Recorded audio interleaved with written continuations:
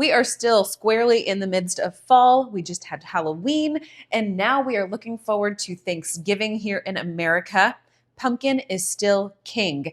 I wanted to create a fall treat, a little candy kind of a thing that would help satisfy that pumpkin craving while still staying keto friendly. So I have created a keto friendly pumpkin fudge, and I want to show you how I make this today. I went ahead and lined an 8x8 square baking pan with some parchment paper. This will make our fudge really easy to lift out when it's time to cut. I also went ahead and toasted up my pecans and chopped them. I'm going to let those hang out here until I'm ready for them. I have 1 cup of melted coconut oil, and I have 2 teaspoons of some gelatin. I use the Zent beef gelatin, and I have for years. I'm going to just kind of lightly sprinkle that as evenly as I can across the top here. Instead of blooming this and adding it in a few minutes, I'm just going to go ahead. This coconut oil is still pretty warm, so we'll just let that live the way that it is. And now I have some pure pumpkin puree here.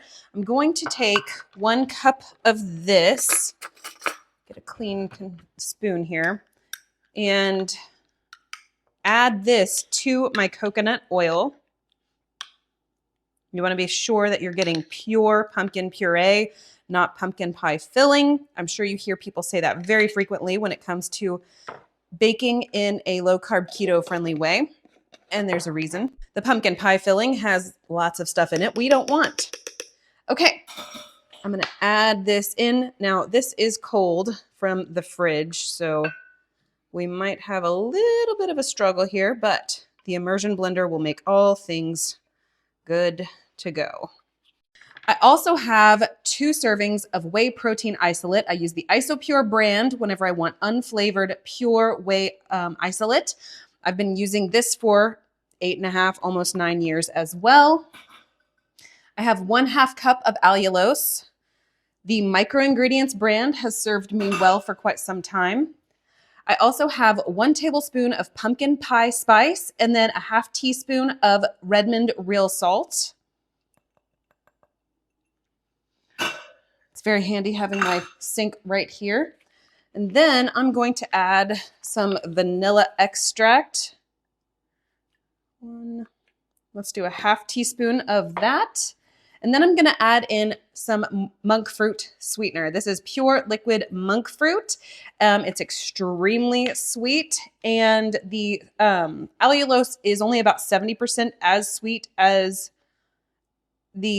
regular sugar. So by blending a couple of sweeteners together, you can achieve the same level of sweetness without having to sort of oddly manage your proportions. Also, I'm going to have to wash that. That got messy. All right, so 1/4 teaspoon of my organic monk fruit. And using my handy dandy immersion blender, I'm going to blend this until it's uniform and smooth. To find my printable recipe, you can click the link down in my description box below. That will take you straight to a printable recipe card. I will also have links to the various ingredients that I use and trust.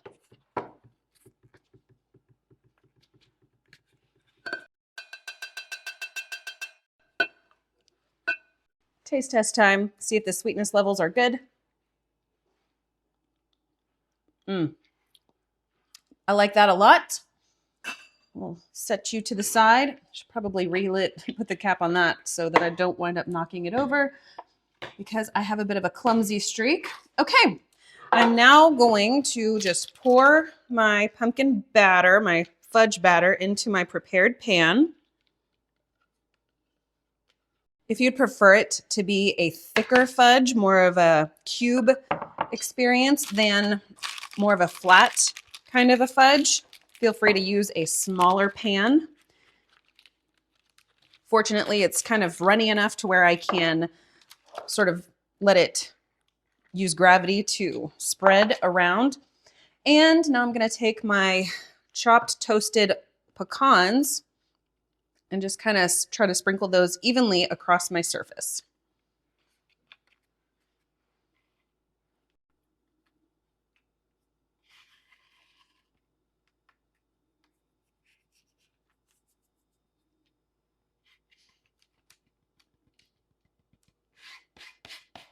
Leave no pecan behind. Okay, I've got this ready to go. I'm going to pop this into the freezer for probably 2 hours or so, pull it out, see how it's doing, and then we can start cutting it into our little squares. Before I pop this in the freezer though, I do think I want to add a little bit of this flaky sea salt.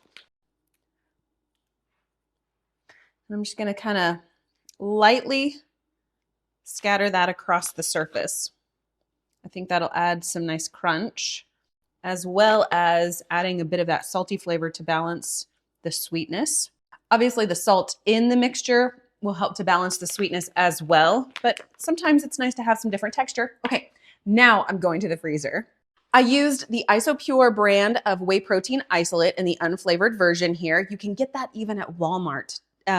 So it's a readily accessible type of protein powder. Super great. It is a milk-based protein.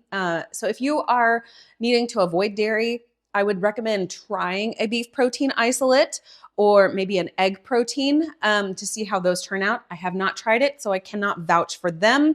But if you do try to make this completely dairy-free, let us know how it turned out in the comments below. You could also swap out that Isopure whey protein with something that is in this month's My Chow Surprise Kit. Let me show you what kind of goodies are in this box. Let's dig into the November My Chow box to see what we have here. I do not like to use knives on these boxes for as often as I can help it because I'm always afraid I will break open one of the packages, and I'd rather not destroy any of the delicious Keto Chow in the box. I've got my letter. It is officially here, and look at what we got. I think I may have the box upside down, but we always get the lovely confetti that the girls like to play with. And let's take a look. We've got some recipe cards for November. We'll take a look at those after we see what flavors we have in here today. We have chocolate peanut butter. This one is a fan favorite in my house. Chocolate toffee.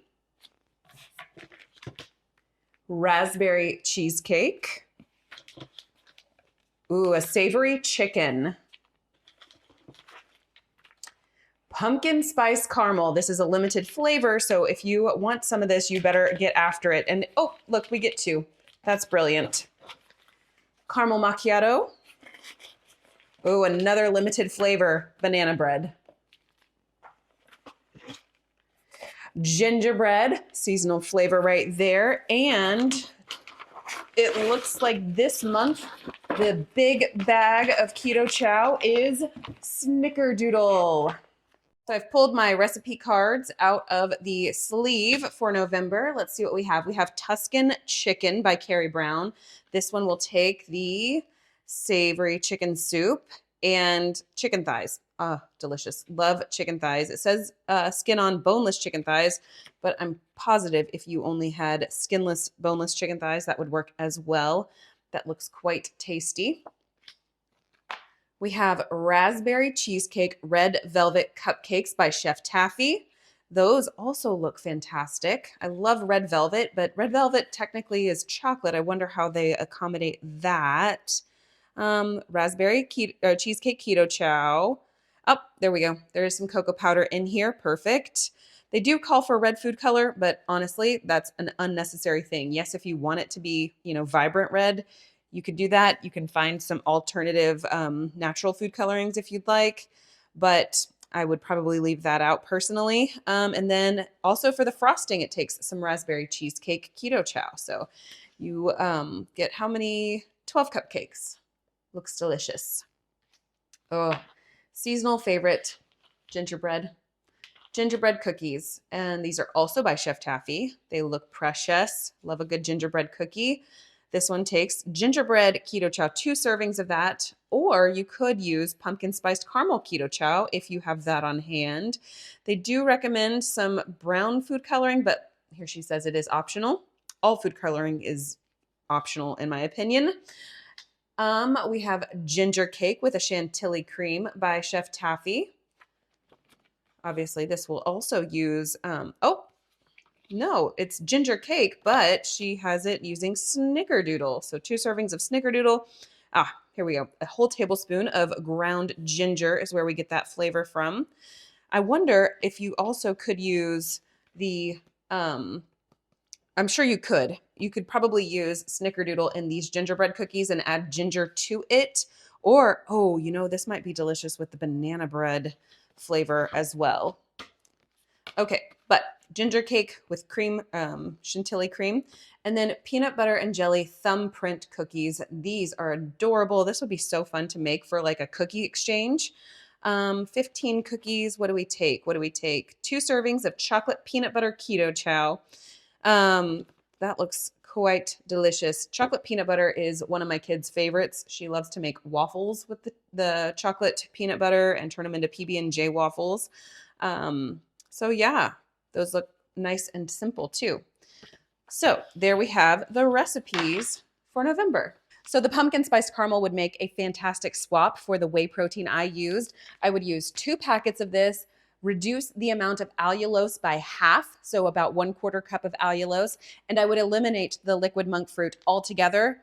Taste it for sweetness for your preferences, and then maybe add a couple drops of that monk fruit if you find it really necessary, or stevia, or if you choose to use sucralose, whatever your preferences are. But it will take 2 servings of a keto chow to sort of create that volume there. If you didn't have pumpkin spiced caramel, you could swap in that snickerdoodle and do the same modifications, 2 servings, half the allulose, no monk fruit until you taste test that.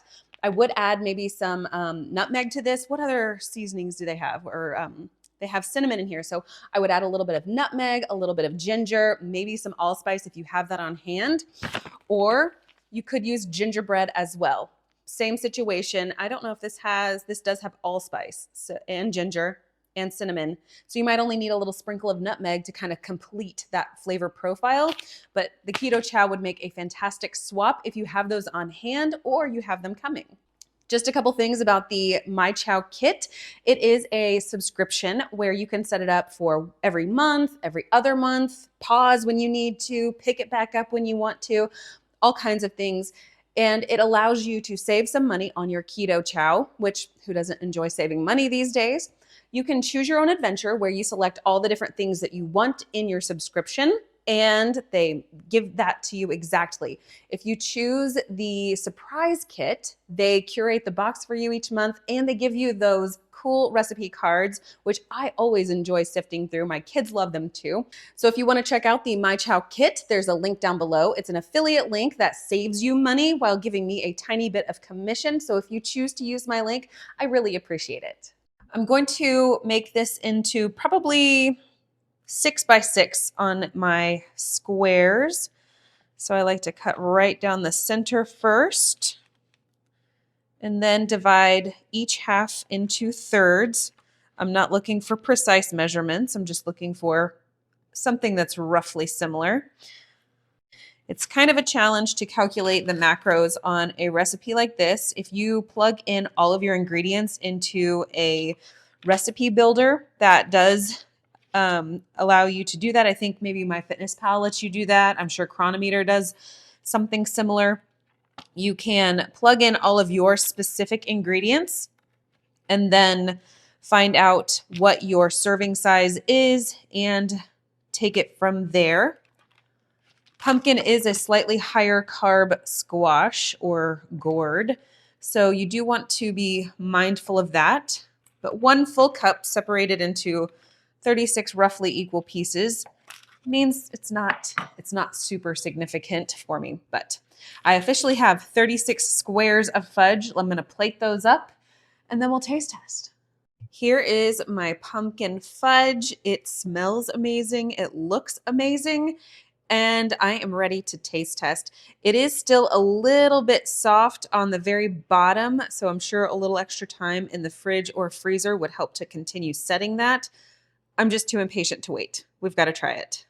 All of these look so good. I'm excited to try one. Oh no, it's getting soft. Okay, I think I might store these in the freezer or add another teaspoon of gelatin to help it kind of set up whenever it is sitting out, because I don't want this to live in the freezer forever. I want to be able to take this to places and set it out on like a little dessert tray or something.